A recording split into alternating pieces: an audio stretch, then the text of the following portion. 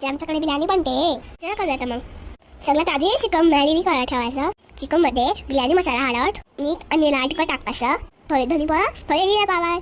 चिकनला सांग तोडून घ्यायचं. ते टाकून मिक्स करायचं. मग पुदिना आणि कोथिंबीर टाकून अर्धा तास झाकून ठेवायचं. आता तोपर्यंत भात शिजून घेऊ.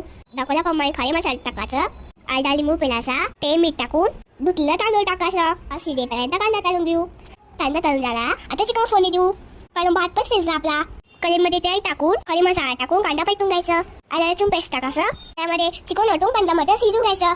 वाव, चिकनचा कलर किती छान आलाय ना. हा ना, मस्तच बघ, रेड झालंय. आता चिकन शिजलं त्यामध्ये शिजलेला कांदा टाकायचा. वरतून भाताचा लेल लावायचा. त्यावर परत तळलेला कांदा टाकायचा. कोथिंबीर टाकायची.